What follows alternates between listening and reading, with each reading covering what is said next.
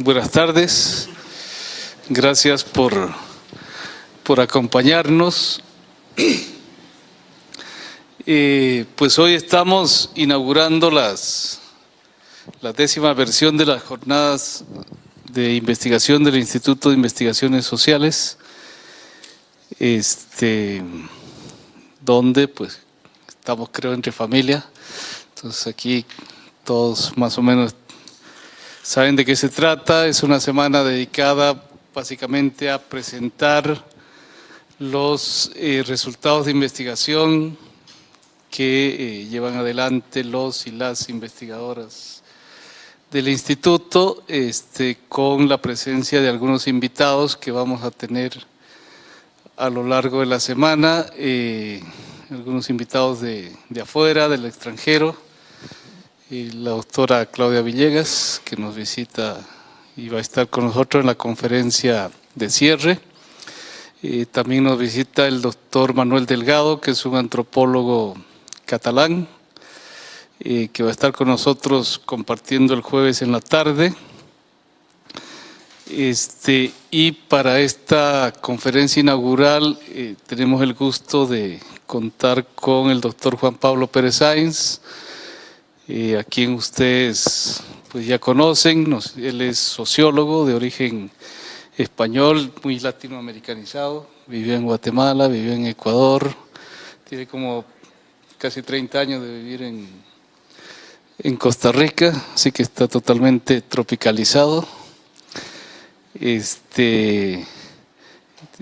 Juan Pablo posee una maestría en sociología en la Sorbona y otra maestría en estudios del desarrollo en el Instituto de Estudios Sociales de La Haya. Obtuvo su doctorado en economía en la Universidad Libre de Berlín. Ha trabajado sobre temas de mercado laboral, pobreza, desarrollo económico local y en los últimos años muy concentrado en el tema de desigualdades. Precisamente la conferencia que hoy vamos a tener es sobre neoliberalismo y desigualdades en América Latina. Antes de pasarle la palabra a Juan Pablo, quiero agradecer a todas las personas que han estado trabajando estos días, ya desde hace un tiempo, en la organización del evento. A Katia Castro, por supuesto, a Gustavo y a Victoria, que se han hecho cargo de la tarea ingrata de organizar la actividad. Así que bueno, muchas gracias también al CIDCAX, a todo el personal del instituto por el apoyo de siempre. Ahora sí le paso el micrófono a Juan Pablo. Buenas tardes a todas y todos. Muchas gracias por la invitación. Como ven, el tema de la conferencia es neoliberalismo y desigualdades, y tal vez una buena manera de comenzar es viendo cómo nos hace ver el neoliberalismo las desigualdades. Cuando decimos que América Latina es la región más desigual del mundo, o cuando decimos la desigualdad se incrementó este año respecto al anterior, fundamentalmente estamos manejando un imaginario que viene dado por lo siguiente. Estamos hablando de desigualdades de ingresos de los individuos agrupados en hogares, que se suele medir normalmente por el coeficiente de Gini, y son información que proviene de las encuestas de hogares. Ese tipo de visión sobre las desigualdades tiene una serie de problemas. En primer lugar, al estar hablando o al ubicar la mirada en los hogares, nos estamos ubicando en la redistribución. Y enfatizo el re, ¿okay? Porque significa que hay una distribución previa, la cual se ignora o se da por buena. Y eso es tremendamente problemático. En segundo lugar, al hablar de ingreso hablamos de resultados, con lo cual no ponemos mucho énfasis en las causas que generan esos ingresos. En tercer lugar, estamos hablando de individuos, porque entendemos o se entienden los hogares como un conjunto de individuos, y estamos ignorando otros tipos de sujetos sociales que pueden entrar en la dinámica de las desigualdades. Y finalmente tenemos el problema de la fuente de información, que son las encuestas de hogares.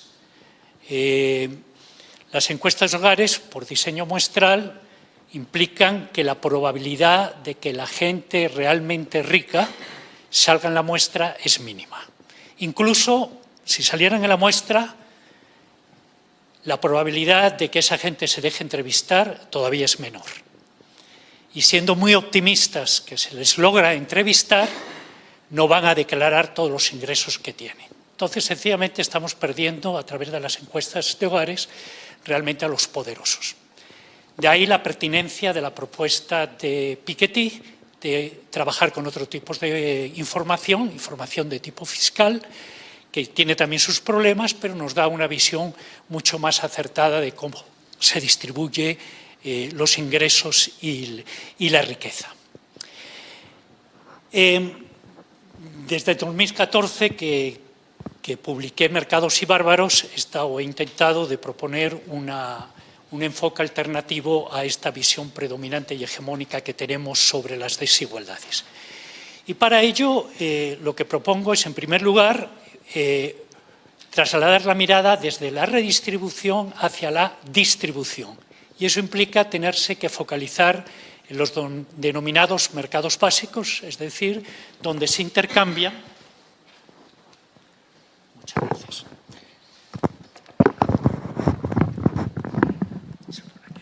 Perfecto. Muchísimas gracias. Donde se intercambian los recursos fundamentales de una sociedad, el trabajo, el capital y la tierra. En segundo lugar, otra premisa de este enfoque alternativo es intentar de ir a buscar las causas que generan la desigualdad, y para eso lo que tenemos que mirar son los procesos de empoderamiento y desempoderamiento que se dan en esos mercados básicos. Y finalmente se postula pluralidad de sujetos. No limitarnos a los individuos hay que tomarlos en cuenta, son importantes en las dinámicas de las desigualdades, pero existen las clases sociales y también existen los pares categoriales, que es cuando las diferencias en una sociedad se procesan de cierta manera que se convierten en desigualdades. Cuando diferencias de sexo se procesan de cierta manera y se convierten en desigualdades, tenemos desigualdades de género, y así tenemos con la cultura y las desigualdades étnicas, con el lugar y las desigualdades territoriales, desigualdades etarias, etcétera, etcétera. Eso es lo que Charles Tilly llamó pares categoriales, y creo que también hay que tomarlos en cuenta. Entonces, desde esta perspectiva que intenta de poner la mirada en la distribución y en los mercados básicos, que aboca por la pluralidad de los sujetos y que intenta comprender las desigualdades en términos de dinámicas de procesos de empoderamiento y de desempoderamiento, he planteado 4 grandes hipótesis o 4 grandes claves de las desigualdades en América Latina, que son las que tienen ustedes ahí. Lo que voy a intentar es cómo se manifiestan de manera concreta estas 4 claves en el momento neoliberal que todavía vivimos en América Latina. Un momento que, históricamente, como saben ustedes muy bien, se inicia con la crisis de la deuda y la implantación de procesos de ajuste estructural, se consolida hacia final del siglo XX, la década de los 90 del siglo pasado, y continúa a pesar de que en la región hemos tenido experiencias que han cuestionado parte del proyecto neoliberal. Sobre ellas yo no voy a hablar, podemos discutir cuando haya preguntas, porque creo que son experiencias que per se necesitarían de una exposición en sí mismo. Vamos a empezar con la primera clave, que la primera clave lo que nos dice es que en los mercados de trabajo en América Latina históricamente se ha generado trabajo en lugar de empleo. Aquí es importante establecer la diferencia entre trabajo y empleo. Cuando hablamos de empleo, estamos hablando de un trabajo que tiene un estatuto de protección no mercantil. Si quieren ustedes, pueden hablar de trabajo informal, formal, de trabajo de calidad, lo que sea, pero hay que establecer la diferencia entre lo que es meramente trabajo y lo que es un empleo que implica un estatuto mercantil que lo protege y que da derechos a los trabajadores. El momento neoliberal se ha caracterizado fundamentalmente por un predominio del trabajo sobre el empleo. Y esto ha tenido lugar a través de dos fenómenos. En primer lugar, el proceso de precarización de las relaciones asalariadas, que tiene tres dimensiones a las cuales me voy a referir ahora. Y en segundo lugar, por la importancia que ha adquirido en América Latina el desempleo, un fenómeno que no era importante antes históricamente, pero que hoy en día sí lo es. Vamos a empezar con la precarización de las relaciones asalariadas. Es un fenómeno complejo que tiene fundamentalmente tres dimensiones.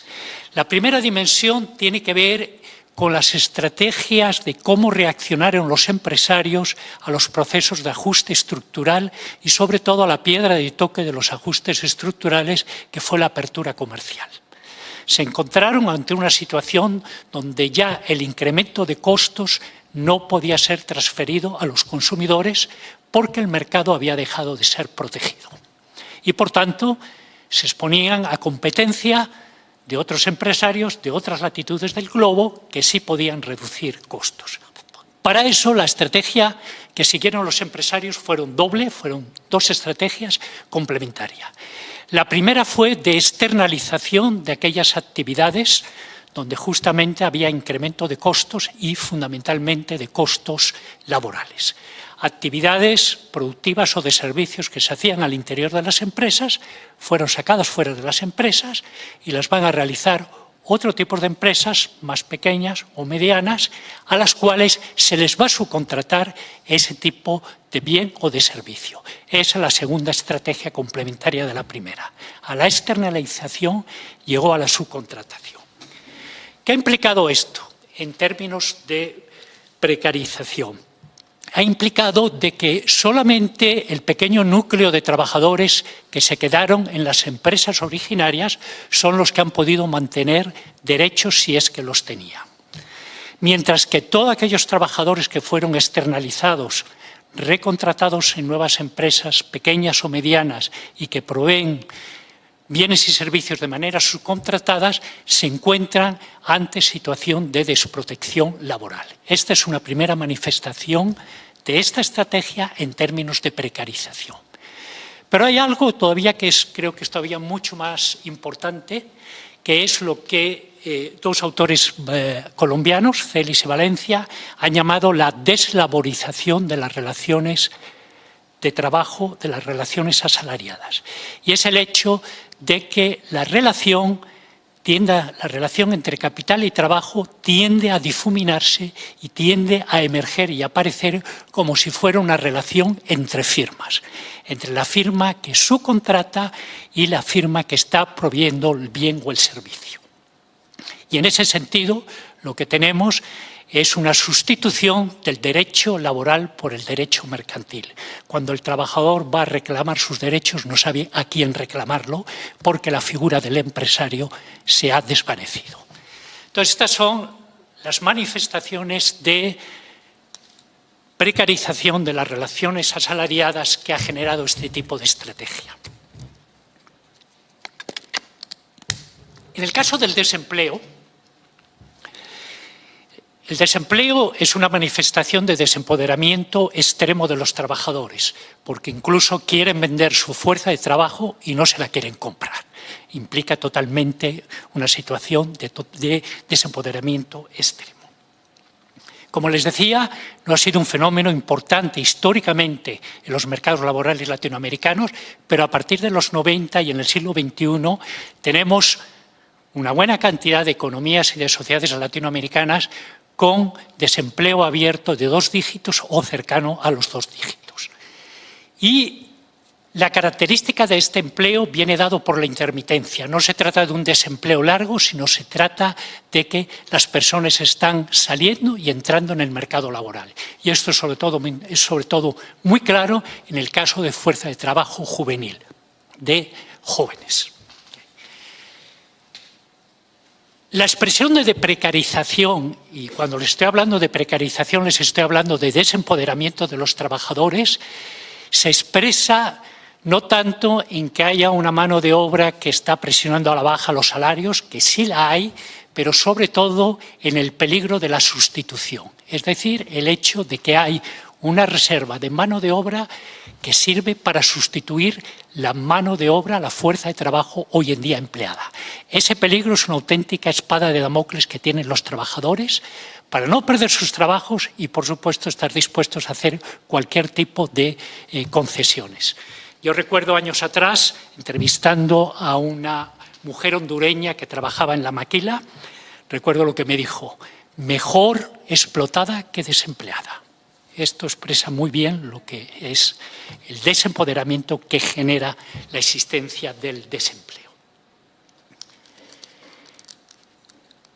Hay dos expresiones más de precarización de las relaciones asalariadas que tienen que ver, en primer lugar, con la desregulación de las normas laborales. En América Latina, en los años 80, comienzos de los 90, hubo redefinición y revisión de las relaciones, de las legislaciones laborales existentes. Hay todo un debate de que si realmente hubo desregulación o no.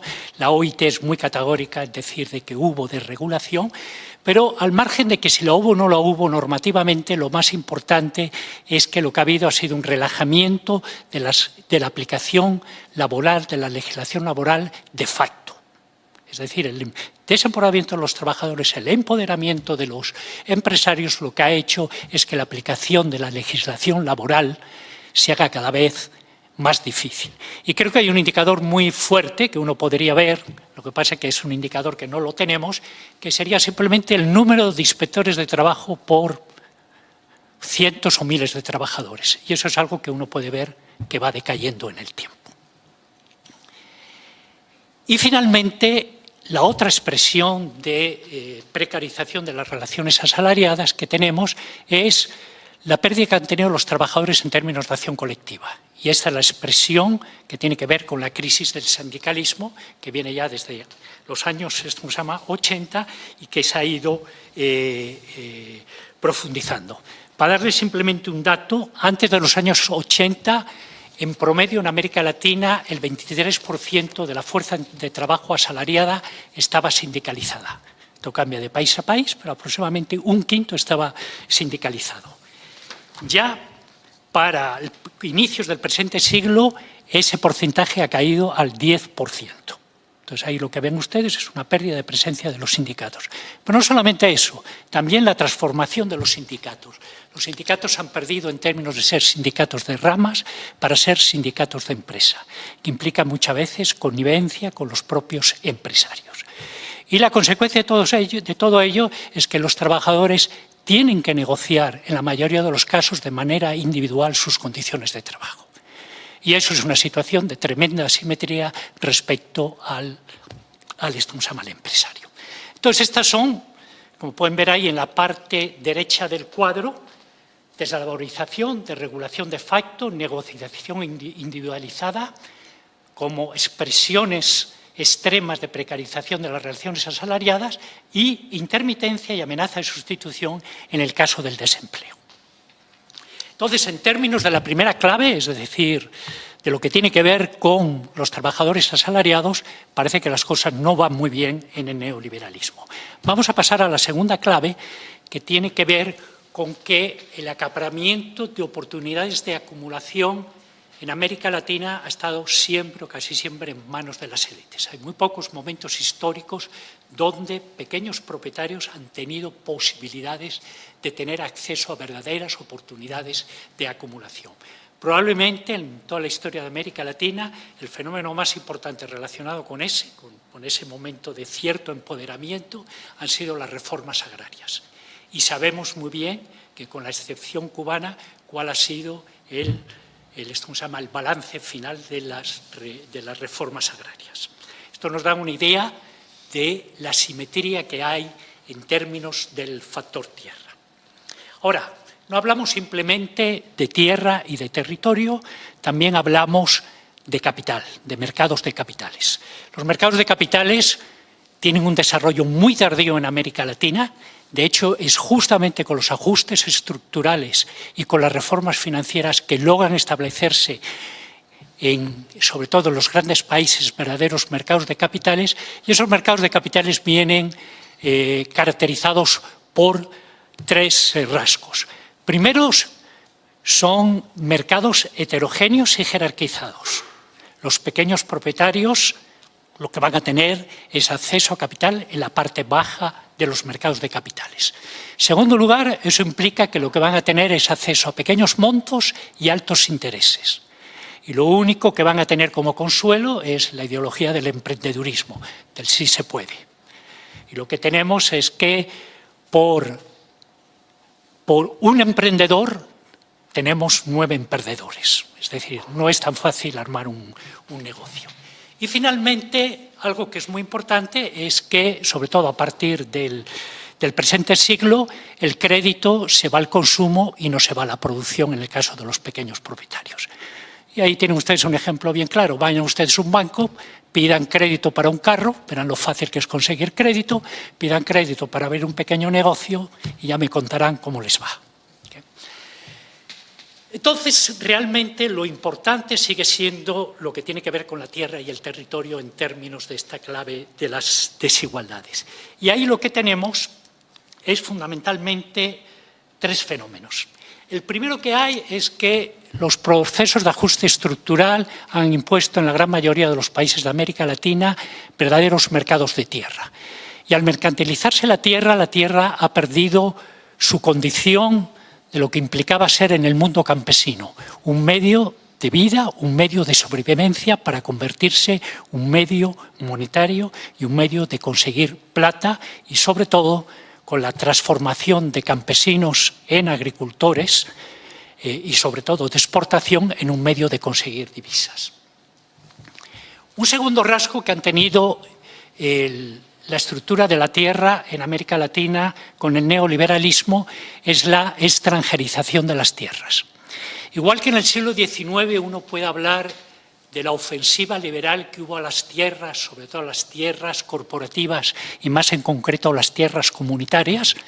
El caso de Bolivia es un ejemplo, los ejemplos más claros de cómo fue ese asedio liberal para intentar mercantilizar las tierras comunitarias y convertir a las comunidades en campesinos individuales. Hoy en día nos encontramos con una ofensiva parecida, pero es una ofensiva global.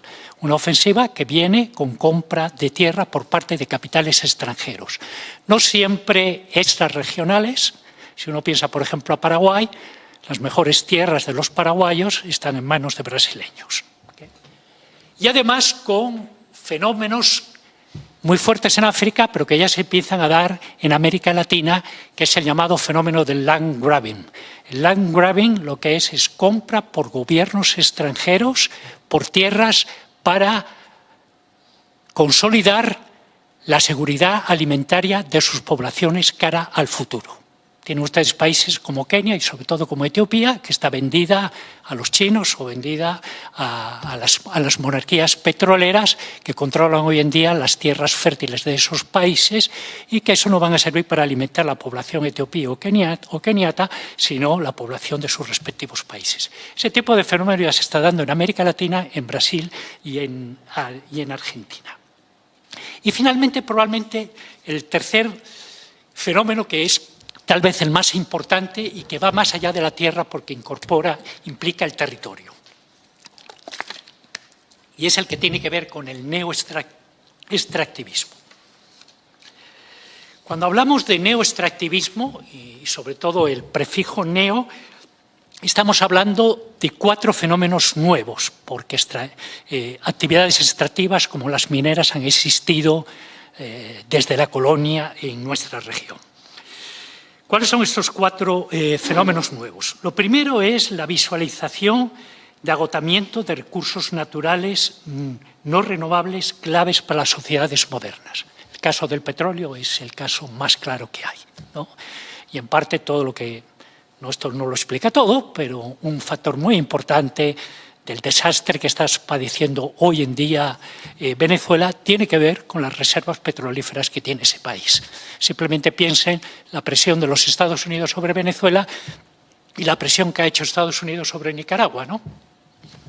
Cuando, digamos, probablemente la situación de violación de derechos humanos es mucho más seria en Nicaragua que en Venezuela. Segundo fenómeno tiene que ver con el salto cualitativo de nuevas tecnologías en términos de depredación de la naturaleza.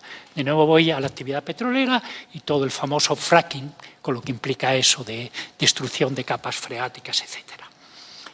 Tercer rasgo es la transformación de bienes naturales básicos renovables, agua, bosques, etcétera, en no renovables. Es decir, algo que pensábamos que era ilimitado ya no lo va a ser en el futuro y cada vez menos. Y finalmente es la transformación de estos bienes, los renovables y no renovables, en commodities, es decir, en objetos de especulación financiera.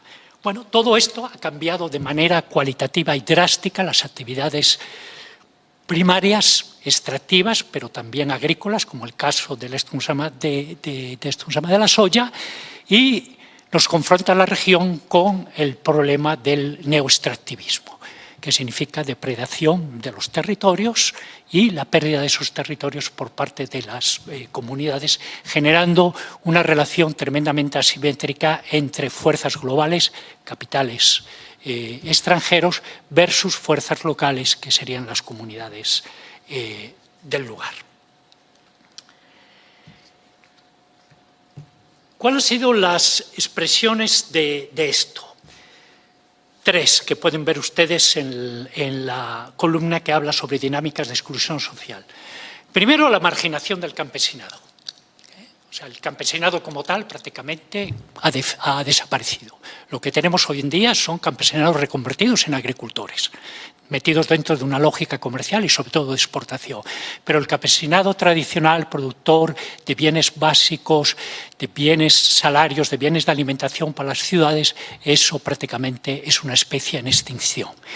Y eso lo pueden ver ustedes en Centroamérica, en regiones como por ejemplo el sur y el suroccidente de Honduras, Lempira, Intibucá, donde si en esas comunidades no hubiera existido una respuesta en términos de migración, sencillamente esos departamentos estarían fuera del mapa de Honduras. Esa es la primera expresión de estas tendencias. La segunda, en términos de neoextractivismo, lo que les he hablado, despojo del territorio comunitario, ¿no? Y un fenómeno importante en Centroamérica, sobre todo en áreas indígenas, lo tenemos en Panamá, lo tenemos en las áreas indígenas justamente de Honduras, y ni contar en el caso de Guatemala. Y finalmente, la expresión de esto tiene que ver con la generación de un polo de exclusión. La exclusión siempre ha existido en el desarrollo del capitalismo en América Latina, pero la población que se excluía podía resultar funcional o no a la dinámica de la acumulación del capital.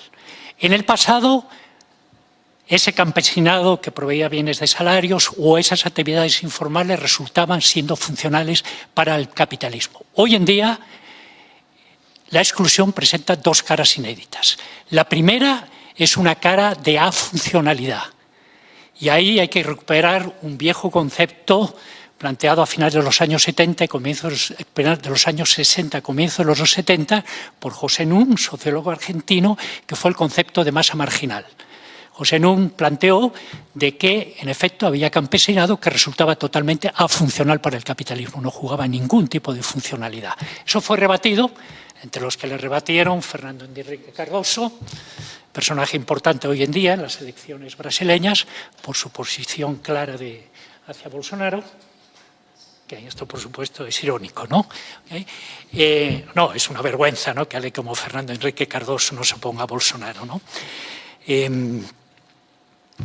Pero hoy en día esa masa marginal existe. Son los desechables, son los descartables, son aquellos que no tienen ninguna funcionalidad ni en términos de producción ni de consumo para el capitalismo. Es gente que se muere y no pasa nada para el sistema.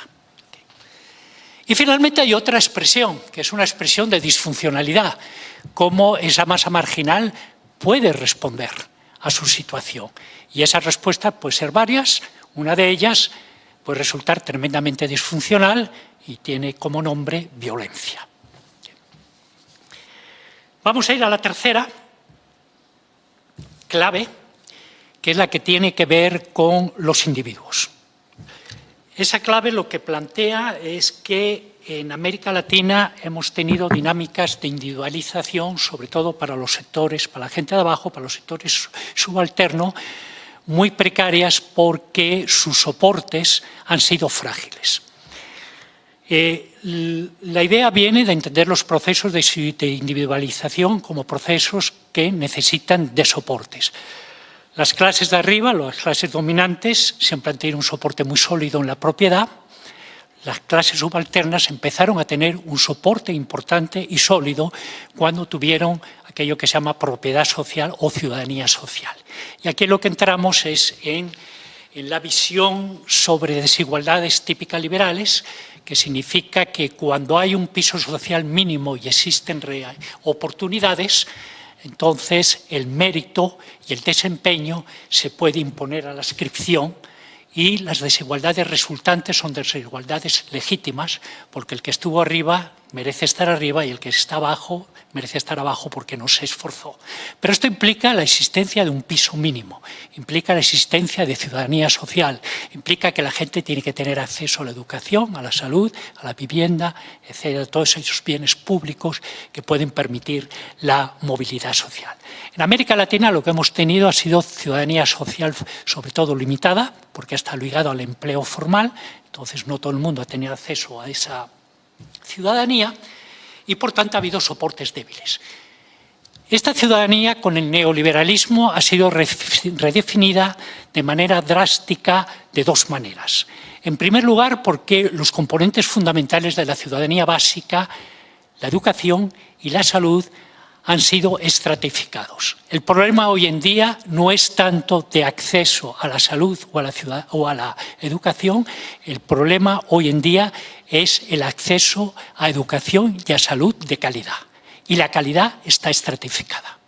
Y los de abajo lo que tienen es un acceso a educación y a salud de baja calidad. Eso es una primera redefinición importante que ha hecho el neoliberalismo, sobre todo porque lo de en medio y sobre todo lo de arriba lo ha mercantilizado. Educación y salud hoy son bienes que se intercambian, dejando de ser bienes públicos en el sentido estricto de la palabra. La segunda transformación o metamorfosis que impone el neoliberalismo a la ciudadanía social tiene que ver con eso que denomino la invención de la pobreza. No estoy diciendo que los pobres no existan, no estoy diciendo que la población con carencias no exista. Lo que pasa es que nos han levantado una imagen sobre la pobreza que es problemática. ¿Por qué es problemática? Porque la manera, desde los años 80 se han definido pobres y no pobres, no ha sido de manera relacional, la relación entre ellas, sino en relación a estándares impuestos y fijados por expertos. Se es pobre porque se está por debajo de una línea o se está por encima de una línea, ¿okay? Pero no se es pobre porque hay ricos y viceversa, se es rico porque hay pobres. Entonces, hemos perdido una visión relacional de las carencias y nos manejamos con esta visión que en tanto que no es relacional implica que tanto la problemática del conflicto como la problemática del poder están ausentes y se han evacuado. De ahí que no hay ningún problema de hablar de pobreza. Hablar de pobreza es políticamente correcto desde esa perspectiva, ¿de acuerdo? El problema que hay es que no tenemos un sujeto pobre. El sujeto de la ciudadanía social previo era un sujeto que se podía identificar en los empleados formales, y los empleados formales tenían un actor social, los sindicatos. Hoy en día no existe un sujeto que se llame pobre, no existe un actor que represente la pobreza. Ahora vean ustedes, o sea, si existiera, ¿dónde iría a manifestarse? Al INEC, para que le baje la línea de pobreza y deje de ser pobre, ¿no? Es un absurdo, ¿ok? Pero esa es la imagen que manejamos, y la estamos manejando desde los años 80, ¿ok? Y hay que recordar que en América Latina, antes de los años 80, sobre todo la gente que tiene cana lo podrá decir, No hablábamos de pobreza, hablábamos de marginalidad y hablamos de otras cosas, que no se utilizaba el término pobreza. El término pobreza nos lo impone el Banco Mundial a partir de los años 80.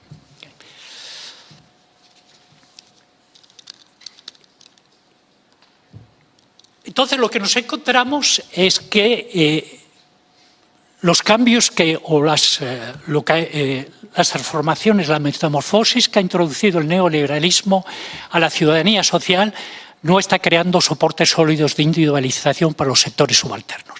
Sin embargo, la gran apuesta en términos de individualización del neoliberalismo no pasa por la ciudadanía social, pasa por el consumismo. ¿Okay? Ahí es donde está la apuesta en términos de proceso de individualización. Y lo que hay que discutir es un poco las premisas del consumismo. Yo identifico 3 premisas y son las que quiero discutir. La primera es que el consumismo lo que nos dice es que ha habido una democratización del consumo y que existe un consumo mínimo compartido hoy en día por toda la sociedad.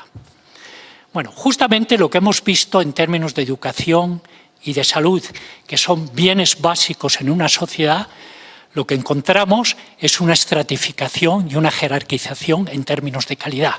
Entonces no podemos hablar, en efecto, todo el mundo puede ser que tenga acceso a la salud y a la educación, pero no tienen acceso al mismo tipo de calidad de educación y de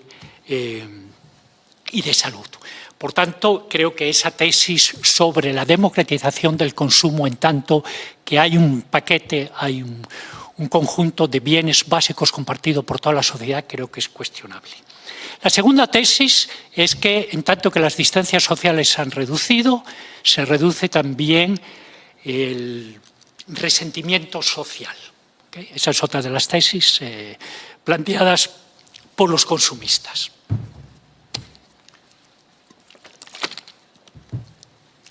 Es cierto que con la globalización ha habido acceso a ciertos bienes que en el pasado la gente no lo tenía.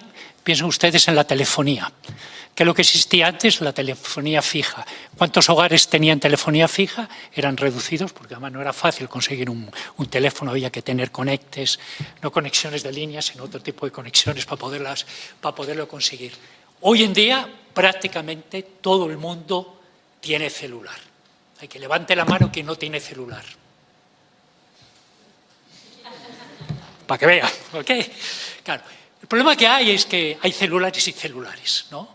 Entonces no es simplemente que todo el mundo tiene acceso a los celulares, estamos ante bienes que tienen un progreso tecnológico permanente y muy rápido y por tanto están saliendo nuevas versiones. ¿Okay? Y por tanto, sobre todo los jóvenes, los muchachos, las muchachas, las personas subalternas de abajo de la sociedad, sencillamente se ven ante la presión de no poder tener el celular de última hora. De ahí que no es de extrañar que hay robos con una violencia inusitada. O sea, conocerán algún caso de gente que lo mataron por quitarle el celular, ¿no? Simplemente por eso. Entonces, decir que el resentimiento social ha desaparecido me parece que también es muy cuestionable. Y la tercera tesis del consumismo, que es probablemente la más importante, es que plantea que hoy en día la sociedad se estructura a través del consumo y no más a través de la producción y del trabajo. Probablemente discutir esto antes de la crisis del 2008 hubiese sido muy difícil. Creo que a partir de la crisis del 2008, donde la crisis ha puesto las cosas otra vez de vuelta en su sitio, me parece que es factible. Y he hecho mano siempre al caso de una de las expresiones más trágicas que tuvo en el mundo desarrollado la crisis financiera del 2008, sobre todo en 3 países, en Estados Unidos, en España y en Irlanda, que fueron las hipotecas basura.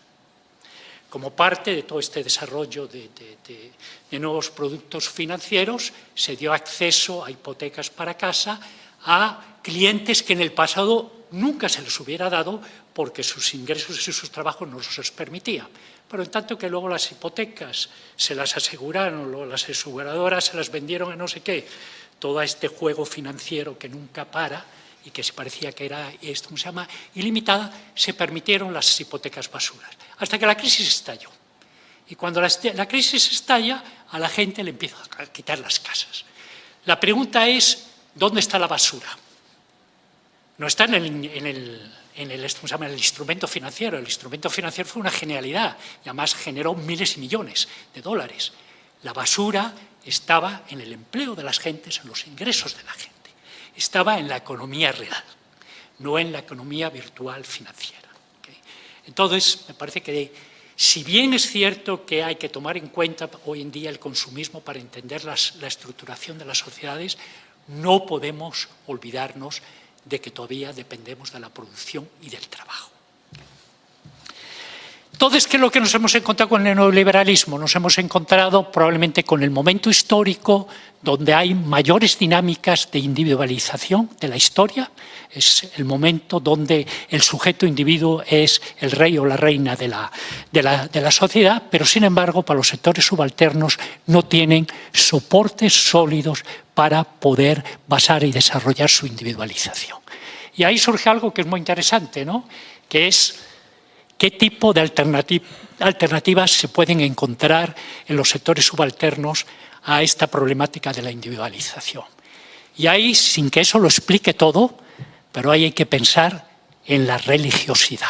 Que la religiosidad es una manera de ser individuo hoy en día en la globalización para aquellas personas que no tienen los recursos materiales para ello. Y vamos a ir a la última clave, que es la que tiene que ver, han visto ustedes que las dos primeras son fundamentalmente socioeconómicas, porque tratan sobre mercado y economía. La tercera es sociopolítica, porque introduce Estado y ciudadanía social. Esta cuarta es sociocultural, porque nos va a hablar de diferencias en la sociedad. Toda sociedad tiene diferencias. Hay hombres, mujeres, hay distintas culturas, gente que viene de distintos lugares, gente que tiene distintas edades, y esas diferencias la sociedad la tiene que procesar. En América Latina ha habido tres maneras de procesar las diferencias. La primera ha sido a través de la inferiorización. Y esto lo que ha implicado es que la categoría dominante ha relegado la subalterna de manera externa, invocando la naturalización de las diferencias. ¿Qué ha implicado eso? Que una diferencia de sexo se ha convertido en una desigualdad de género, que una diferencia de lugar se ha convertido en una desigualdad territorial, que una diferencia cultural se ha convertido en una desigualdad étnica, que una diferencia fenotípica se ha convertido en una desigualdad racial. Una lógica contraria a ella es cuando la categoría subalterna lucha y logra hacerse reconocer. Tenemos una lógica del reconocimiento, ahí desaparece la desigualdad, desaparece el par categorial, porque los pares categoriales los que están expresando es desigualdad de género, raciales, étnicas, etcétera, etcétera, y lo que tiende es hacia la igualación de las categorías, reconociendo y respetando, por supuesto, la diferencia. Y hay algo intermedio, que es cuando la categoría dominante no quiere inferiorizar y lo que hace es una oferta de asimilación, que puede tener mayor o menor generosidad. Eso en América Latina ha sido muy importante y tiene un nombre, se llama mestizaje. El mestizaje siempre fue una oferta de homogeneizar las naciones y la ciudadanía en términos normalmente de atributos propios de la categoría dominante que los abría y los permitía que fueran asimilados por las categorías de abajo. Bueno, esto en cuanto a cómo se pueden, o tres maneras que son importantes en términos de desigualdades para entender el procesamiento de las diferencias en América Latina. El neoliberalismo se encontró en términos de esta problemática con un regalo. Y el regalo fue el siguiente. Es a final del siglo XX, es decir, cuando el neoliberalismo se consolida, se concluye dos grandes marchas de reconocimiento en América Latina. La primera es la de los indígenas, de reconocimiento étnico, que es una larga marcha, con luchas que vienen ya desde el siglo XIX, pero que empiezan a tener gran fuerza en los 70, en los 80 y encuentran probablemente su mayor expresión, o por lo menos su expresión más visible en el caso de Ecuador, con el levantamiento indígena, pero no solamente el Ecuador, es Bolivia, es Colombia, es México también con los zapatistas en el 92. Y por otro lado, lo que se haya llamado la segunda ola feminista, ¿okay? Algo que comienza ya en los años 70 y que tiene dos componentes fundamentales en términos de visibilizar a las mujeres, que es por un lado el movimiento de las madres, sobre todo en las dictaduras, donde las Madres de Mayo son paradigmáticas, y por otro lado lo que se ha llamado feminismo popular, que tiene que ver con esa incorporación masiva que empezaron de mujeres al mercado laboral a partir de la crisis de los años 80, porque el desempleo fundamentalmente golpeó a hombres. Fue un desempleo del empleo formal y como el empleo formal estaba masculinizado, los que quedaron desempleados fueron mayoritariamente hombres. Eso implicaron que los hogares para sobrevivir tuvieron que incorporar al mercado laboral otros miembros y fundamentalmente mujeres. Esa tendencia a la feminización se refuerza en la década de los 90 y por primera vez son las mujeres, por primera vez en la historia de América Latina, son las mujeres las que proveen la mayor cantidad de nuevos trabajadores al mercado laboral en la década de los 90. Todo lo que tenemos es una feminización del mercado laboral. Bueno, esos dos movimientos por el reconocimiento que vienen de abajo se los encontró el neoliberalismo como regalo. Incluso en el caso de lo étnico se lo intentó de apropiar a través de su propuesta de multiculturalismo, que lo que nos decía es las desigualdades eran por discriminación étnicas. En el momento que las abolimos se acaban las desigualdades tal como las entendemos. Las que se deben justamente al comportamiento de las personas y por tanto son desigualdades legítimas. Sin embargo, este tipo de logros en términos de reconocimiento y de igualación han sido cuestionados y encuentro fundamentalmente 4 razones para ello. Primero, porque fueron luchas y logros que venían de abajo que no necesariamente los de arriba aceptaron. Entonces ha habido, por ejemplo, redefinición del racismo en términos de racismo cultural, ¿no? Hoy hay un racismo que sobrepasa las líneas y las divisiones étnicas y empiezan a tomar contornos de clase, ¿okay? Por ejemplo, lo que vemos hoy en día o lo que hemos visto en las elecciones en Brasil con el llamado antipetismo, ¿no? El antipetismo en gran parte es un racismo de clase, ¿okay? Y un racismo además muy marcado en términos territoriales hacia el nordeste. Una segunda causa es que si bien se cierran brechas, ¿okay? Las brechas no se cierran hacia arriba, sino se cierran hacia abajo. Y eso es algo muy importante. A comienzo del siglo XXI,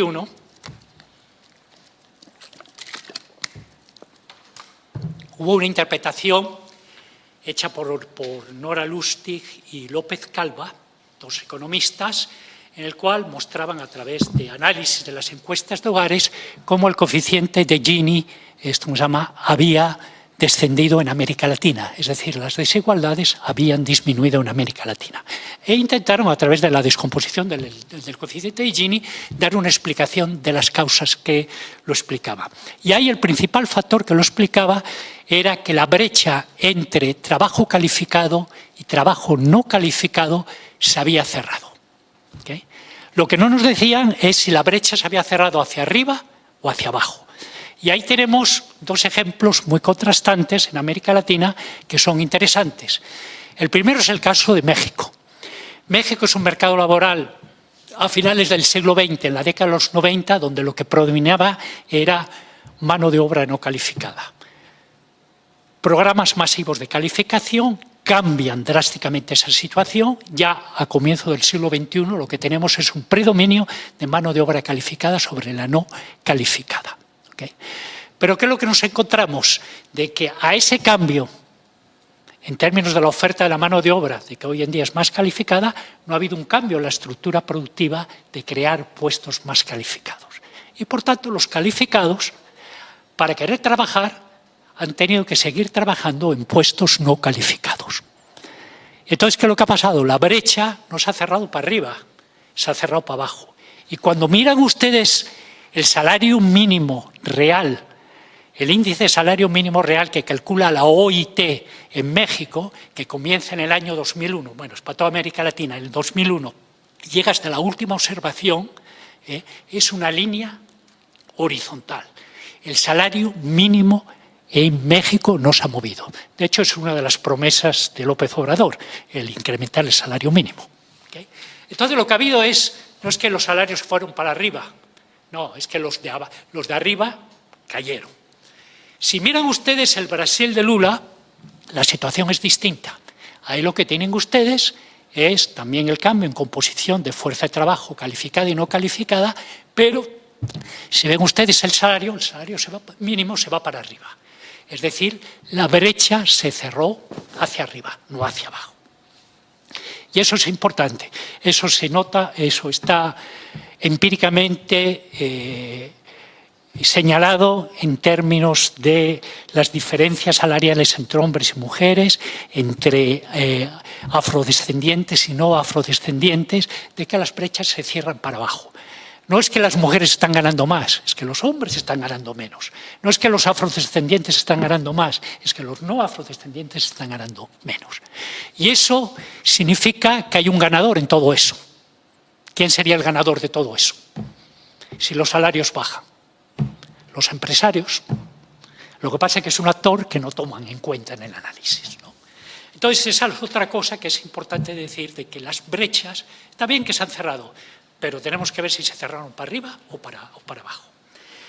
Un cuarto factor sobre la relativización justamente de las igualaciones que lograron hombres, mujeres y indígenas tiene que ver también con el hecho de que algunos de estos grupos pueden crear espacios de autoexclusión. Eso es claro en el caso de indígenas, que han creado, en el caso de Ecuador, en el caso de Bolivia, generan espacios que no son accesibles a no indígenas y por tanto están perpetuando, invirtiendo, pero perpetuando las desigualdades.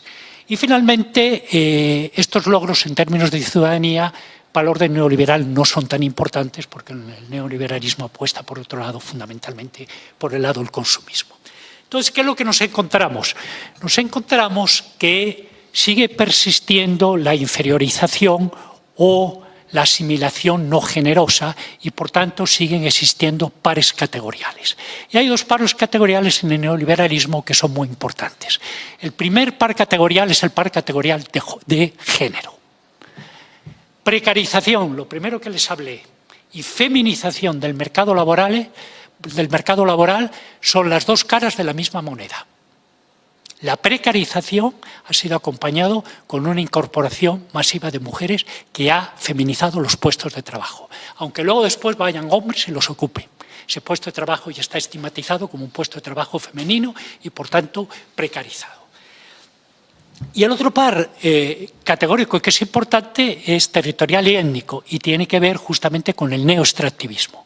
Es un par que opone lo global a lo local, lo no indígena a lo indígena, en tanto que muchas de las comunidades que son expoliadas de sus territorios son comunidades indígenas. Bueno, como ven ustedes, si regreso al anterior, vean ustedes las tendencias hacia la exclusión social que ha generado el neoliberalismo. Deslaborización, desregulación de facto, negociación individualizada, intermitencia, amenaza de sustitución en el caso del desempleo, marginación del campesinado, despojo de territorio comunitario, la constitución de la masa marginal, procesos de individualización con soportes frágiles para los sectores subalternos y persistencia de la inferiorización. Lo que tenemos es un mundo un orden, el neoliberal, que lo que está empujando a los sectores subalternos no es hacia afuera de la sociedad, porque hay que tener cuidado con el poder metafórico del término exclusión. Nadie está fuera de la sociedad. Si lo intentan echar a uno y lo arrinconan en el margen de la sociedad. Entonces lo que encontramos es que hay una buena parte de sectores subalternos que se encuentran en situación de marginación, y con esto ya voy acabando. Y la marginación se caracteriza fundamentalmente por tres fenómenos. El primero es un mundo de privaciones materiales y simbólicas. Difícilmente se puede sobrevivir cuando no se tiene un buen salario, difícilmente se puede generar una propia actividad o un propio negocio cuando se está en esta situación de no tener acceso a mercados, a recursos financieros, y por tanto son actividades que lo que sirven es simplemente para la supervivencia y la reproducción del hogar. En segundo lugar, el mundo de la marginación es un mundo también donde la ciudadanía se desdibuja, es un mundo de desciudadanización. ¿Okay? Y sobre todo cuando ese mundo además es ocupado porque es un mundo de los márgenes del Estado, no es que el Estado esté totalmente ausente, pero la presencia del Estado es un Estado muy débil y es entonces un espacio que puede ser ocupado por otro tipo de actores, como pueden ser los actores violentos, y ahí se pierde todo tipo de ciudadanía. Ahí las poblaciones pasan a ser, o los pobladores pasan a ser administrados como eran los indígenas en el siglo XIX, prácticamente por los hacendados o por los tenientes políticos, etc. Es decir, estamos en un mundo no de ciudadanía, sino de administración de poblaciones.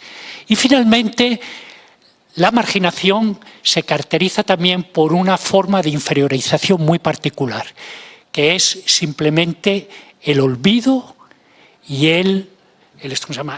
la invisibilización. Sencillamente el marginado no existe, no lo queremos ver. Okay.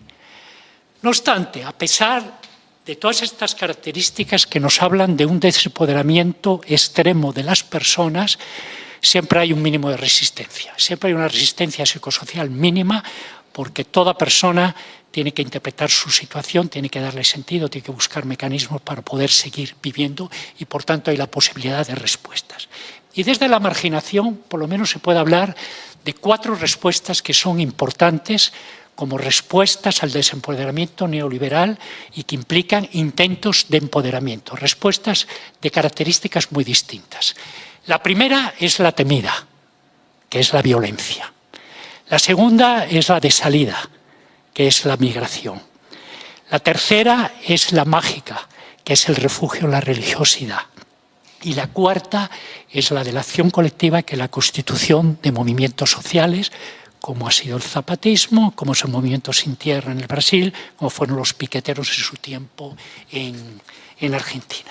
Entonces ahí lo que tenemos es la respuesta, la posibilidad de respuestas. Hoy en día la respuesta al neoliberalismo no se da tanto del centro desde la sociedad, sino más bien se está dando desde los márgenes de la sociedad. Muchas gracias.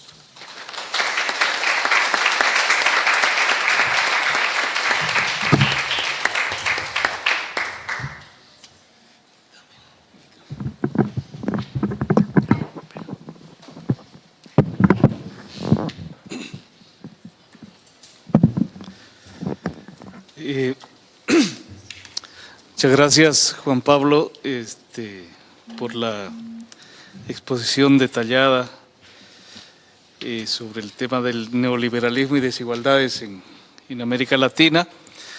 Vamos a abrir un espacio de intercambio con el público. Así que si alguien tiene una pregunta, algún comentario, Cisca. ¿Hay un micrófono por ahí? Por favor.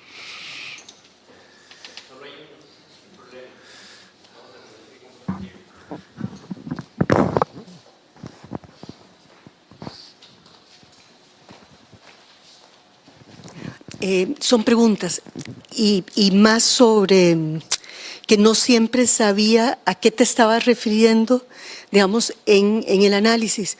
En primer lugar, con respecto a la deslaboralización y desregulación del mercado de trabajo, ¿estás pensando que eso se refiere a todos los mercados de trabajo o únicamente a los, digamos, de las personas, digamos, con tendencia a estar en la marginación o la exclusión? Es decir, ¿es una característica común de todos los mercados de trabajo en esta época o solo en esa? Lo segundo es muy en el mismo sentido. La ausencia de crédito es solo para esas personas que están encontrando dificultad de encontrar trabajo o es general, digamos, de todo digamos, las grandes empresas sí producen, ¿no? Y enfrentan o no enfrentan problemas de crédito productivo. La tercera es con respecto al campesinado, que es como que desde que entré a la U estamos desapareciendo al campesinado, ¿verdad? Y siempre pensamos que va a desaparecer y finalmente no desaparece. Es decir, que de pronto puede estar disminuyendo, pero podrían ser formas de trabajo residual o, digamos, en tierras malas, en zonas alejadas o lo que sea. Y pienso, por ejemplo, en la producción de alimentos. Nuestra producción de alimentos frescos, yo creo que en buena medida sigue siendo campesina o de pequeña empresa. Y la grandotota es, ¿y qué pasa con el otro lado de la desigualdad? Con esos que no encontramos en las encuestas de hogares, porque son ese 1%. Sí, ¿qué sabemos de ellos? ¿Y qué sabemos de las dinámicas de ellos? Porque incluso ahora en la discusión esta fiscal es una figura muy poco tangible, ¿verdad? Es decir, nos dice la ministra de Hacienda de que no hay condiciones políticas para algo, como sugiriendo que no estarían dispuestos alguienes empresarios, pero no es una figura visible como sujeto social, sino yo no sabría caracterizar lo que son empresarios nacionales, transnacionales, en qué sectores, cómo se mueven, los representan las cámaras o no, etc. No son todas esas preguntas para contestar, sino que, sobre todo la última.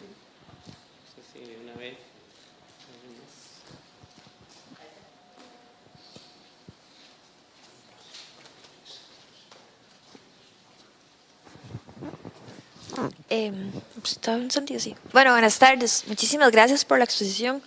Yo tengo una consulta, cuestionamiento sobre, usted mencionó el tema del emprendedurismo y mencionó el que es factible. A mí me gustaría como que profundizara más para quién es factible, porque de pronto pienso en emprendedurismo aquí en Costa Rica, que se llevan propuestas a diferentes espacios para que las familias, principalmente mujeres jefas de hogar, puedan tener un negocio y como por ahí llevarlo. Pero bueno, en una comunidad se le da este espacio a 5 mujeres, entonces en una misma comunidad tenemos 5 mujeres con pastelería, digamos, ¿hasta qué punto esto va a ser factible? Entonces mi pregunta es como, ¿quiénes son esas personas a las que sí es posible lograr esto? Porque a mí ahorita se me dificulta pensar en que de pronto se le da un espacio a 20 personas, talleres, hace de pronto una inversión para que esas puedan tener el conocimiento para lograrlo, pero al final solamente una lo logra, por lo que implica el contexto, el espacio, los actores que son involucrados. Entonces me gustaría como que me aclarara un poco o me diera más referente respecto al tema. Gracias.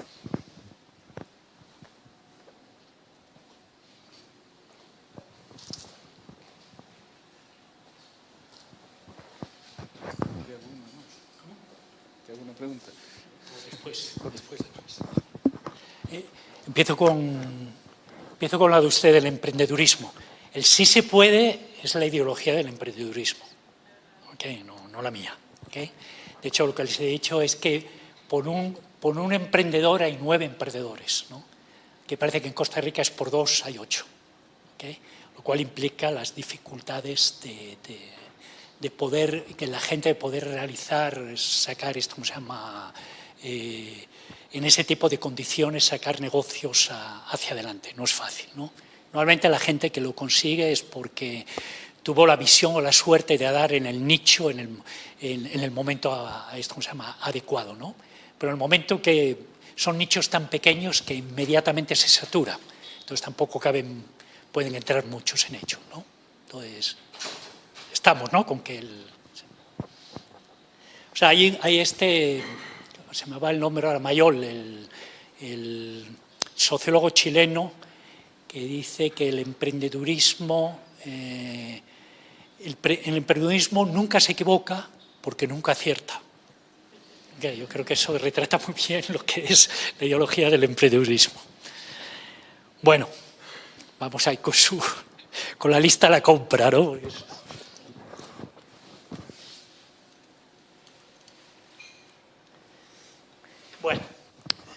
El problema de la deslaboralización, lo que se plantea es como una característica de mercados laborales en general, en cómo se han estado estructurando, ¿no? Y no necesariamente la gente en marginación, puede ser que sí, puede ser que no, que estuvieran justamente en los extremos de esa deslaboralización, es decir, en los últimos eslabones de los encadenamientos de su contratación. Porque lo que hay es que hay una firma que empieza a externalizar y empieza a crear encadenamientos de su contratación.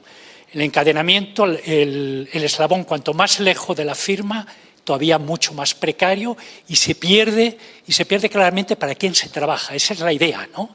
Porque en el fondo se está trabajando para la empresa.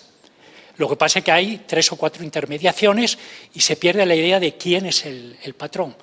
Peor todavía cuando estas cosas, por ejemplo, se hace a través de cooperativas de ex trabajadores, ¿okay? Porque son ellos mismos sus propios patrones, cuando en el fondo no lo son. En el fondo dependen de contratos de la empresa de donde vinieron. Esa idea del empresario, que en alguna manera debería de ser el responsable cuando hay un proceso de precarización, tiende a difuminarse. Y esa es la idea, la fuerza de deslaboralización. Es de alguna manera el fetichismo, la fetichización ideal, ¿no? del capital, ¿no? Paso a la cuestión del crédito. Por supuesto, las grandes empresas no tienen problema de crédito productivo, eso no lo hay, eso es parte de ahí. Son justamente los de abajo que están con esos programas de microcrédito, que lo que son montos pequeños, altos, y ahí es donde hay las dificultades de esto, ¿cómo se llama?, de que realmente puedan tener recursos financieros para que sus actividades puedan desarrollarse y volverse, ¿cómo se llama?, sostenibles, ¿no? El campesinado. Obviamente hay gente, claro, que sigue trabajando en su porción de tierra, que produce alimentos para autosubsistencia, que si tienen excedente lo comercializa, pero ahí la idea fundamental que hay es la pérdida de importancia social que ha tenido el campesinado con el neoliberalismo. Ese campesinado que en el pasado era fundamental porque producía los alimentos para las ciudades, producía los bienes salarios para los trabajadores de las industrias o los servicios en las ciudades, eso se ha perdido. Y lo que tenemos es conversión de campesinos en agricultores. Y yo creo que ahí tenemos una figura social que es distinta. Y lo que vamos a encontrar es campesinado en la masa marginal. ¿Okay? Por eso es la cuestión en extinción, pero cuidado, que no es que es una especie que se vaya a extinguir, porque justamente ese tipo de familias rurales que no lograron hacer la reconversión hacia los agricultores mercantilizados y sobre todo los agricultores exportadores, empezaron con todas unas estrategias de diversificación de recursos, que es lo que captó el tema de la nueva ruralidad. Estaba la migración, empezaron a obtener remesas, estaba el dedicarse a cuestiones de turismo, a cuestiones de artesanía, etcétera, etcétera. Pero ahí tenemos un sujeto social redefinido. A eso es a lo que me estoy refiriendo. Y finalmente, bueno, los poderosos. Claro, es que esa gente está globalizada, ¿no? Y entonces esa gente es muy difícil captarla en una escena nacional. ¿Okay? Yo recuerdo ¿cómo se llama?, a Yankelevich, que ahora sabemos dónde está, ¿no? Ahora sí sabemos dónde está. Recuerdo muy bien con una de estas anuncios de gobierno de que iba a haber reforma fiscal, dice, no, yo agarro mis empresas y me las llevo a Nicaragua, ¿no? Porque además la Nicaragua de Ortega era el país donde, como dicen los empresarios, el clima de negocios era el mejor de toda Centroamérica y con diferencia. Bueno, tenemos élites globalizadas, ¿no? Y que entonces es muy difícil de anclarlas nacionalmente, ¿no? Y luego además son élites muy poderosas, ¿no?, que pueden imponer a los gobiernos, esto se llama claramente sus intereses.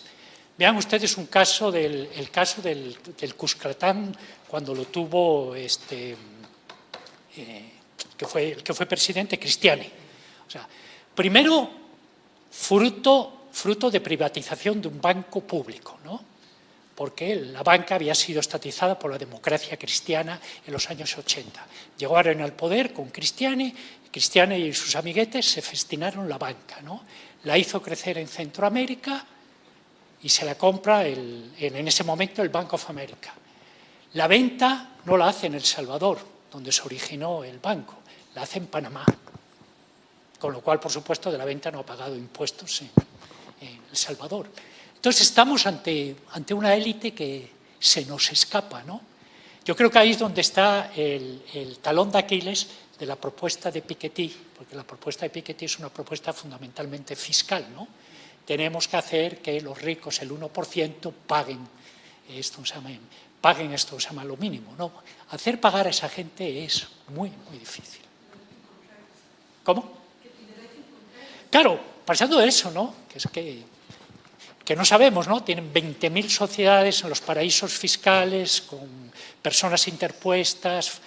Sí, es como un sujeto fantasmagórico, pero son los que tienen realmente el poder, ¿no?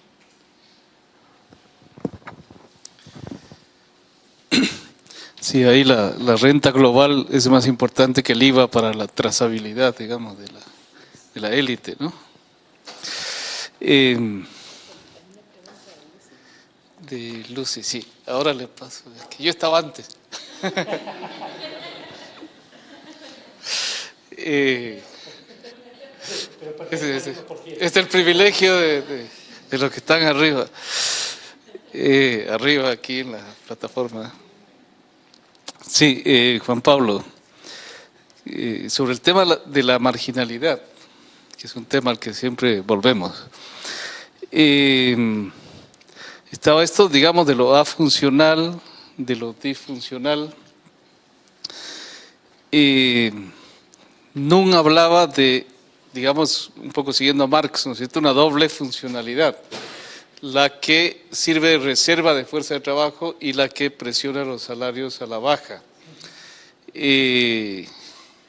Cuando hablas de descartable, estaríamos hablando básicamente de que es no empleable, pero la pregunta sería si sigue presionando los salarios generales a la baja o no.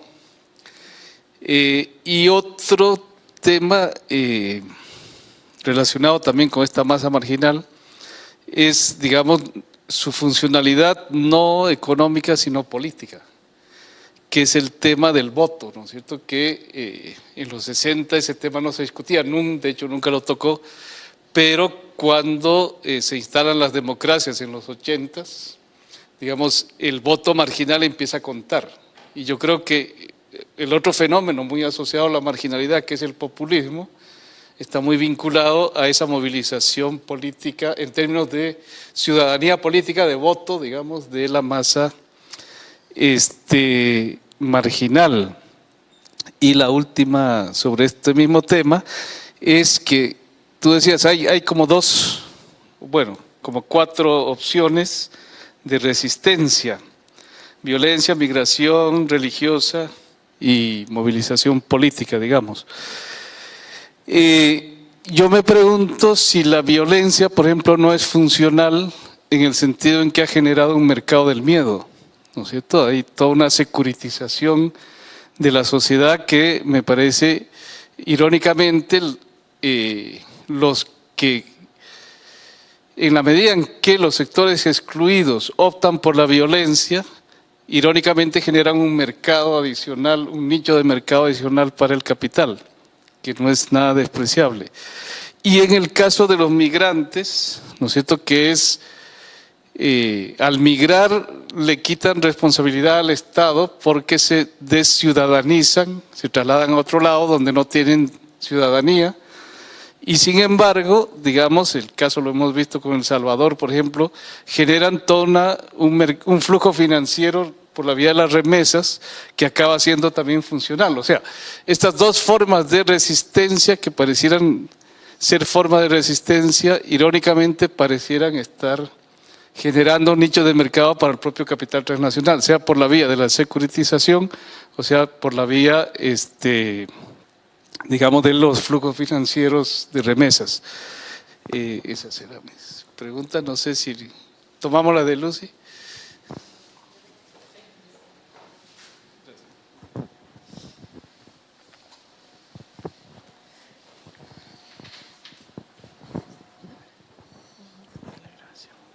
Bueno, justo está vinculado con eso último que planteaba Sergio, sobre las 4 posibles respuestas de los excluidos, marginados. Violencia, migración, religiosidad y movimientos sociales. Un poco como desarrollarlo un poquitito más y como en perspectiva, bueno, yo quisiera soñar en que predominara la de movimientos sociales, pero de repente como que uno ve que no es la que está necesariamente predominando, la que se podría uno visualizar como que, ¿cómo lo vería usted? ¿Cómo estaría usted viendo estas 4 posibles respuestas y el peso de una con otra?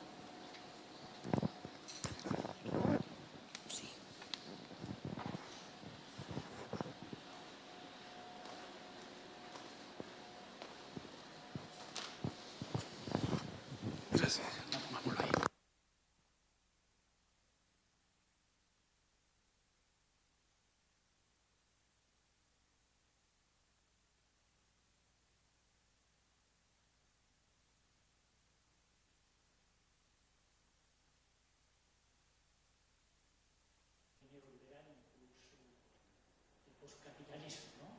Las otras, y se olvidó la religiosa, ¿no? Esa no es funcional, esa es hiperfuncional, ¿no? Entonces, por supuesto que las otras son posibilidad de... Ahí lo que pasa es que esa es la respuesta que la tiene lo más difícil, ¿no? Yo lo que he realizado ha sido 3 movimientos. Primero la de los zapatistas. Los zapatistas hoy en día se encuentran en una situación muy difícil.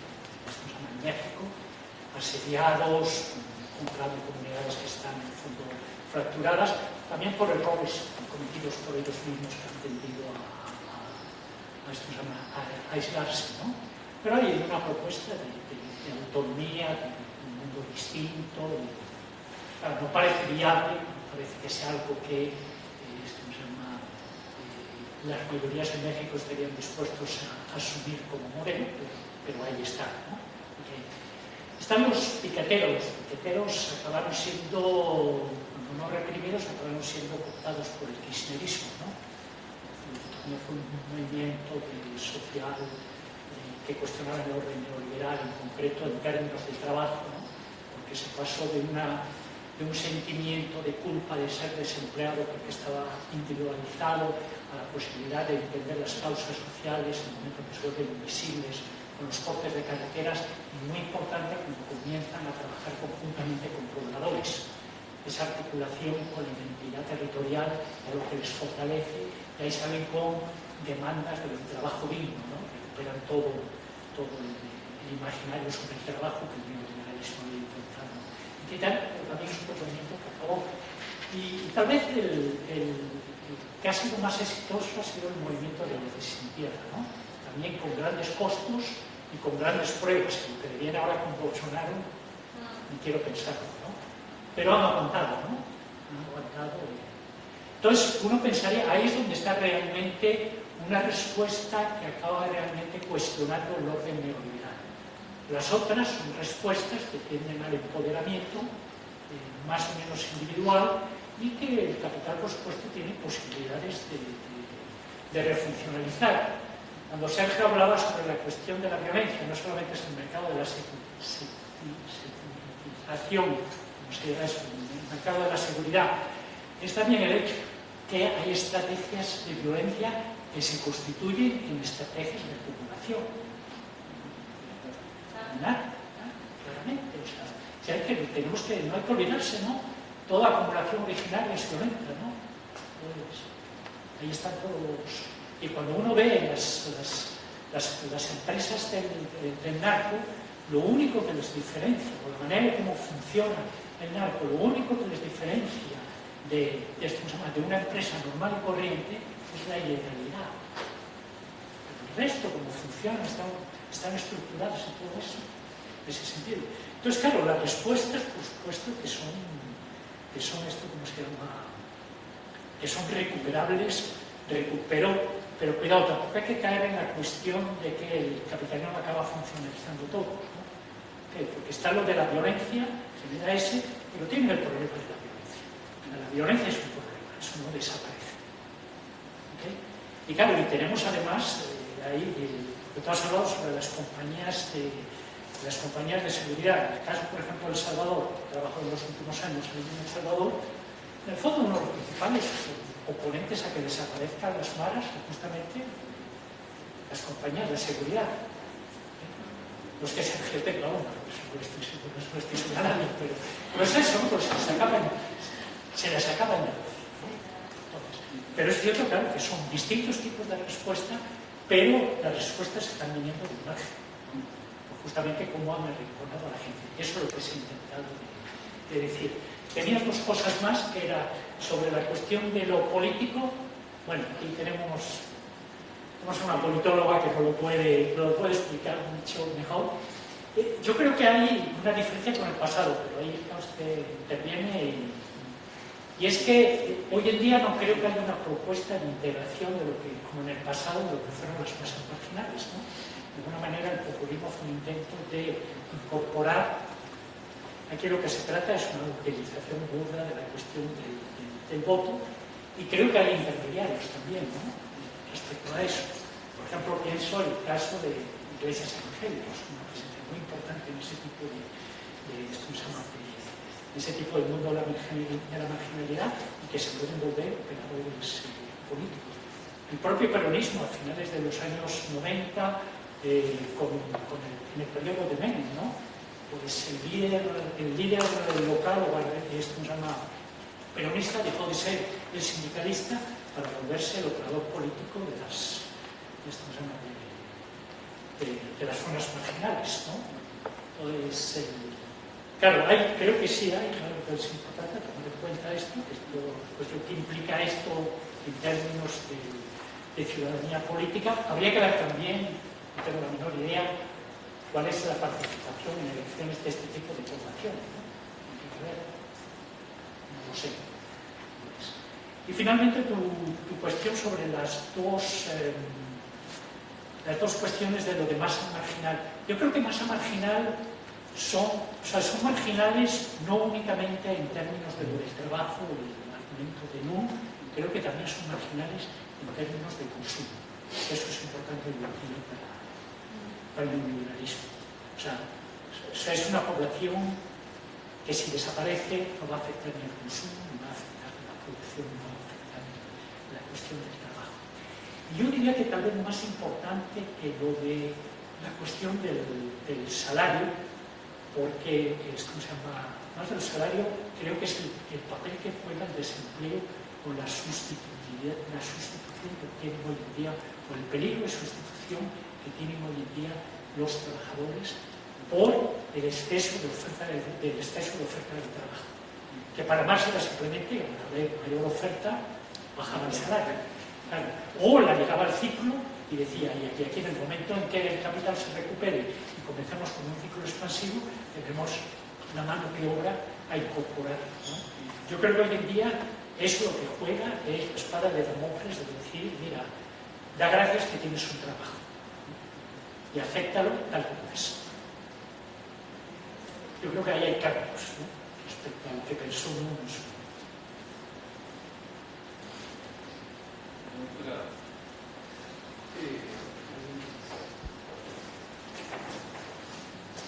En cualquier caso, creo que la discusión, lo interesante que se plantea, es que hay toda una reflexión en América Latina importante, muchas veces desconocemos, antecedentes y que deberíamos recuperar. Bueno, hay una asignatura que se llama Sociología Latinoamericana, así que tomárselo muy en serio. ¿Okay? En serio como las otras, aunque no tengan compromisos. Bueno, buenas tardes, yo soy la mexicana. Un poco tengo unos comentarios, simplemente son comentarios sobre la situación actual del país, un poco en torno a los temas que está tocando. Pero primero también tengo un comentario en relación a cómo conceptualizar estas diferencias o estas dinámicas de discusión social relacionadas con desigualdades de la globalización.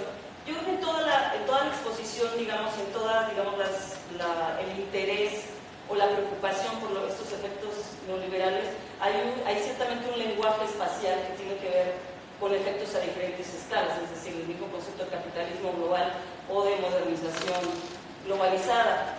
El comentario sería un poco en relación a la inquietud de incorporar en esta discusión las diferencias o las dinámicas de exclusión social que son generadas por la desigualdad espacial que es inherente al capitalismo. Digamos, es un poco el tema que más se trabaja en relación, por ejemplo, a temas de migración o a temas de reestructuración urbana, que me parece una dimensión importante que enriquecería mucho ese análisis de la desigualdad, sobre todo porque, digamos, desde la geografía que ha analizado mucho esta transformación neoliberal desde hace 30 años, por lo menos, se ha concebido el neoliberalismo, sí, como un proyecto que genera, digamos, diferencias económicas, obviamente, pero fundamentalmente como un proyecto espacial, es decir, un proyecto que genera desigualdades espaciales que permiten mantener la acumulación de capital y las diferenciaciones entre espacios para generar mayores tasas de ganancia.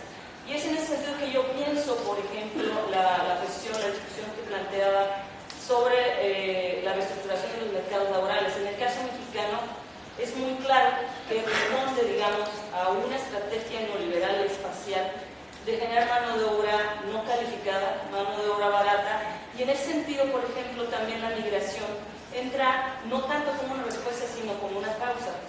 Es decir, desde la firma del TLC, en el caso de México, el TLC CAE en 1994, hay una historización muy clara de la creación de un mercado regional de fuerza laboral sin derechos de fuerza laboral migrante que anteriormente pertenecía a este campesinado en México. Actualmente, hablar de campesinado en México justamente es casi ya una ilusión.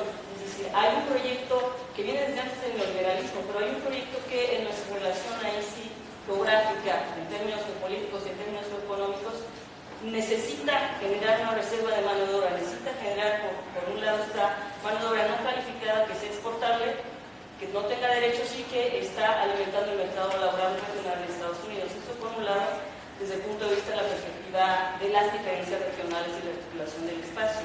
Y por otro lado, ese es mi comentario en relación a esto que me llamó la atención que comentaba sobre el aumento de mano de obra calificada en México como un criterio, como un indicador. Aquí yo creo que tiene que ver con la misma respuesta de reestructuración de los mercados laborales, es decir, si vamos a un análisis más en detalle de esa mano de obra, quién es la mano de obra calificada en México, lo que vamos a ver es que es una mano de obra calificada que está integrada al sector maquilador, exportador en México, y en los últimos 20 años, por lo menos 15 años, es un tipo de mano de obra calificada que se integra al sector que le llamamos ahora agroespacial.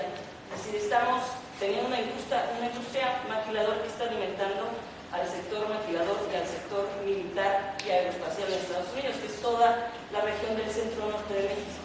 Entonces, si hablamos de mano de obra calificada, creo que también ahí hay un peligro quizá en términos de entender cuál es la transformación económica de un país como México, que está ligado, digamos, su reestructuración económica a una dinámica geopolítica que es nuestra dependencia y dominación por Estados Unidos. Entonces, simplemente mi comentario es un poco que creo que el incluir el criterio o la visión, la perspectiva de las desigualdades espaciales contribuiría también a ampliar esta visión que nos ha dado en un punto bastante interesante. Y el último comentario, por supuesto, es sobre el EZLN, que surge en el 94, cuando se firma, el primer día que se firma y entra en vigor el Tratado de Libre Comercio, que yo creo que aquí habría que ver también qué pasó en términos del resto de la sociedad civil. O sea, yo creo que el movimiento zapatista fue una respuesta, pero creo que también en términos de esta estructuración o reestructuración de la institución social, tiene que ver con un desgaste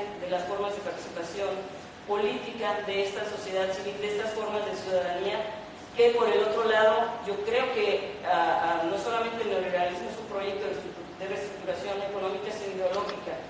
La gente ha dejado de creer muchas veces en una respuesta como el movimiento zapatista. Entonces yo creo que habría que ver también en perspectiva el desgaste del ZLN en términos también del desgaste de la participación y de la sociedad civil mexicana. Simplemente son unos comentarios. Gracias. ¿Y más? ¿Una pregunta, comentario?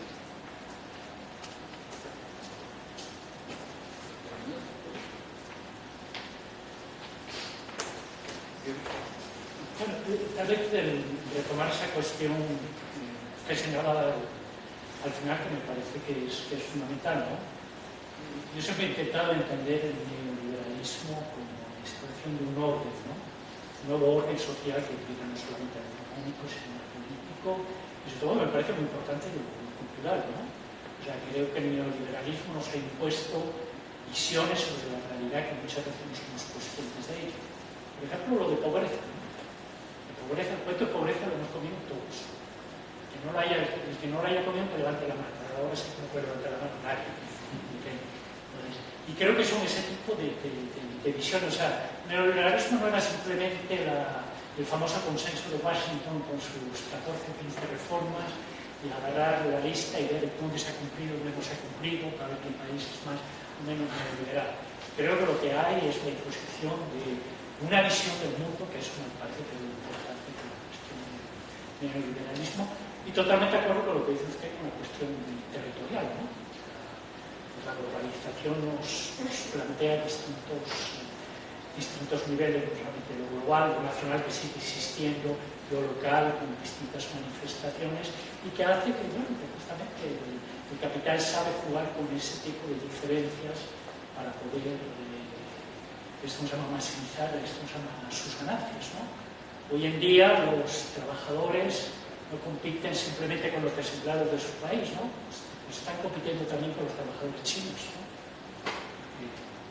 Porque el mismo producto se puede hacer en China y se puede importar, ¿no? Entonces creo que sí, por supuesto, que el territorio es clave y complejiza la reflexión.